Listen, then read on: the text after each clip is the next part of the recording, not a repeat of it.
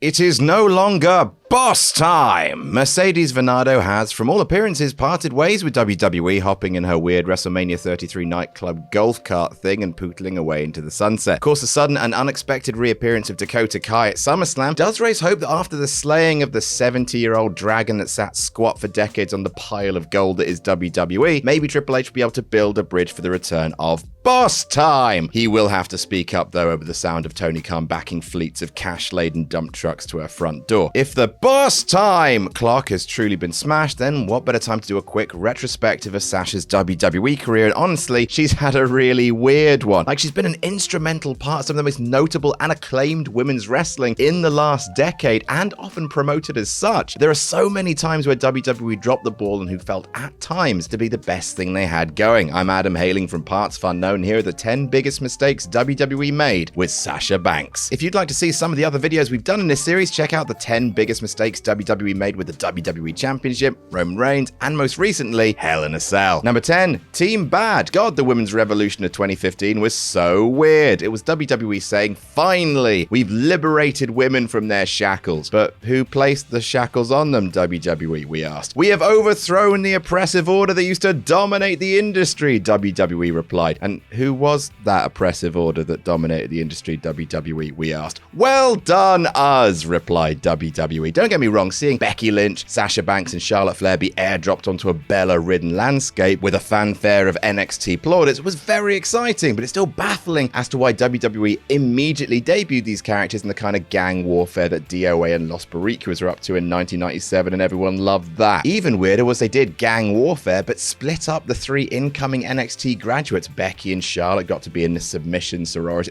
Team PCB, but Sasha had to be in Team Beautiful and Dangerous, which is a name. Because only one team could win at SummerSlam, it meant Sasha started her main roster career with a loss, with Team Bad even being eliminated first from the three-team dance at the pay-per-view. Number 9, losing every title defense for literal years. WWE sure do like themselves a streak, and for once I'm not talking about Big Dick Johnson. Most streaks in wrestling are positive. Asuka and Bill Goldberg say hello. But then there's the really weird streak that WWE did with Charlotte, where she kept winning matches, but only on pay-per-view, and only if they were singles matches. More caveats there than a board game. And this weirdly complicated streak came during her feud with Sasha Banks, which made for a really weird situation where Sasha could absolutely win the title on TV, but completely bottled it when it came to actually defending the bloody thing, especially if it was on pay-per-view. WWE kept doing this. Over the years, Sasha won the Raw Women's Championship legit 5 times, and every single time lost it on her first defense. Just made it look like a choke artist. And to this day, I do not understand why. So many underwhelming goddamn finishes where the crowd are quiet and sad that the boss has once again lost the belt already. And the worst of those is number 8, Hell in a Cell 2016. If all the title defense has gone wrong, this is the most egregious. Cannot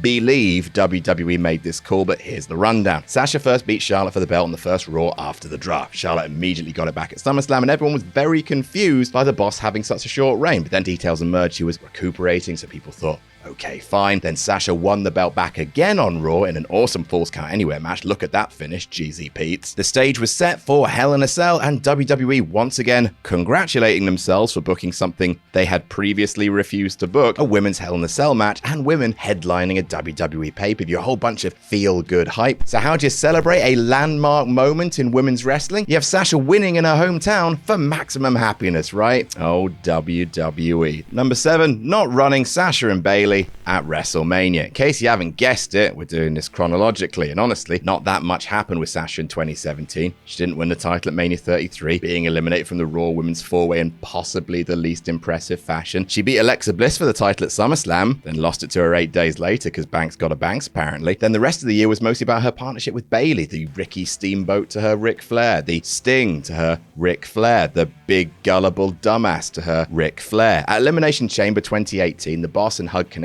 were working together to try and dethrone Alexa Bliss in the first women's chamber match when for some reason known only to Sasha, she Mufasa'd Bayley from the top of a pod, betraying her before her and Bayley had eliminated Alexa. Great plan, but there was the hope that this angle would lead to Sasha versus Bayley at WrestleMania 34, and Lord, that would have been a better title match than Alexa versus Nia, but hey-ho, in the women's battle royal they went instead. A criminal shame. Number 6, beating the Boss and Hug Connection at Mania 35. Fast forward a year to to Elimination Chamber 2019 and the first ever Tag Team Women's Elimination Chamber match to crown the first ever Women's Tag Team Champions in the first ever Elimination Chamber match of the year. Well, actually, did you know WWE used to have Women's Tag Team Championships in the 80s? Belts were active for about 6 years, with most of the time the champs being the Glamour Girls. Anyway, 30 years after the belts were retired, they were brought back looking like, well, like toy hubcaps, but hey, at least they chose the right first champions, with the Boss and Hug connection winning and preparing themselves for a nice long title reign to give the new titles some prestige and build a division around them. Oh, WWE. Instead, WWE threw the titles on the Iconics, who were funny in promos but pretty bad in the ring, and then barely featured the belts at all, making it crystal clear the titles would just be around to fill a spot on a big show, probably only WrestleMania, maybe pop the crowd with a random title change. Fun fact, Sasha walked out of the WWE for the first time after that decision, requested her release, it was denied, and she was gone for 4 months. Actually, that fact is not at all fun.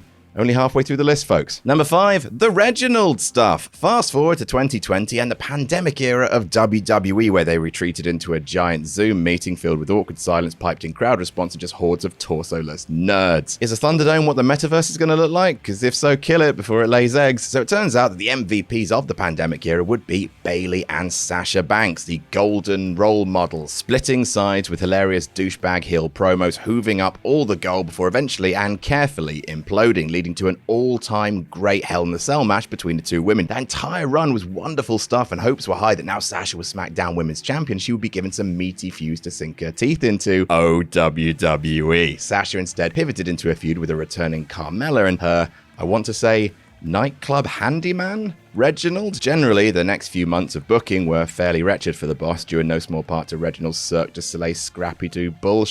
Thank God the actual match between Bianca Belair and Sasha Banks was great, because the feud leading up to the iconic match was terrible. Both women would team up and feud with Nia Jax and Shayna Baszler, with Reginald a persistent pest throughout. It's bad, guys. It was real bad. Number 4, bumping Sasha at Mania 38. And now we find ourselves here, in the final, maybe, year of Sasha's WWE career, where the wheels really fall off. After losing the title at Mania 37, the boss took some time off before returning to our screens to challenge Bianca to a rematch at SummerSlam, a match that never ended up actually happening due to reasons that are still mysteriously unknown. Banks would hover around the SmackDown main event scene for months without much direction before becoming an early favorite for the Royal Rumble. The reason why the betting odds were ever in her favor, early plans were for Sasha and Charlotte to have a high-profile singles match at Mania 38, with the plan being apparently a lock for months. However, despite that, when WWE officials learned of Ronda Rousey being available earlier than expected, Sasha was bumped for the Rowdy one, a decision that allegedly made the boss, air quotes, mad. I'm sure nothing bad ever came of making your top stars cross, though. Not one single problem on the horizon. Number 3, underwhelming Rumble booking. Still, despite hitching their sails to the good ship Rondi pop, there was still a chance for Sasha to turn in at least a good performance in the Women's Royal Rumble, and it looked promising for a while when she entered first, dressed in an amazing Sailor Moon cosplay because she's a big old nerd, and going on a tear of eliminating Melina and Kelly,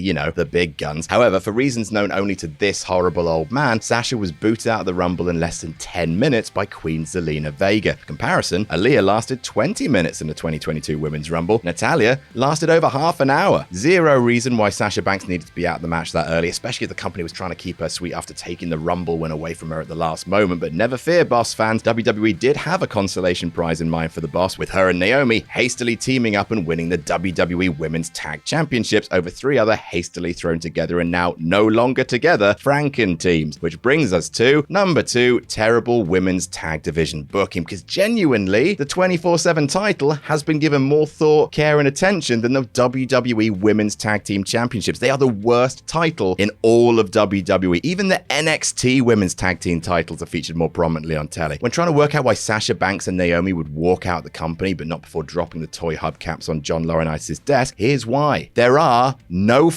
tag teams in the women's tag division, just women who buddy up like they're going on a school field trip every time WrestleMania rolls around. At least when WWE promised Bayley and Sasha a big run with the belts to build the division but then reneged, at least the Iconics were an actual team to take it off them. Since the role models dropped the titles at Payback 2 years ago, not one team with an actual name has held them, and since their vacation in May, not one team still wrestles together. Even after Sasha and Naomi won them, they weren't actually going to be featured as champions, instead being booked to compete in number 1 contenders matches for actually important titles like the SmackDown Women's title. For further proof, when the news of the walkout broke and the titles were vacated, it was reported that a tournament would be held to crown new champs. That tournament never actually happened because there are no teams in the women's tag division. And number 1, Burying the walkout. No one de-escalates quite like WWE, do they? What a weird TV show they make. It's full of pretend characters saying scripted lines and performing choreographed stunts, but it's still, as a product, so obsessed with its own blend of kayfabe and reality that it has to report on itself while news is breaking. On the night of the walkout back in May, WWE instructed its announcers to bury the departing talent as having summarily and unprofessionally left the arena, in a similar way to how it handled other high-profile walkouts like Stone Cold taking his ball and going home. In some ways, I get it. The crowd knows what's happening backstage and sometimes will force an issue in front of the live camera, so WWE maybe feel the need to set their own narrative early. But imagine if any other entertainment property reacted like this. Imagine if in Iron Man 2, after Don Cheadle replaced Terrence Howard, Tony Stark looked down the lens and said, "Terrence Howard is a little bitch boy." It's just inherently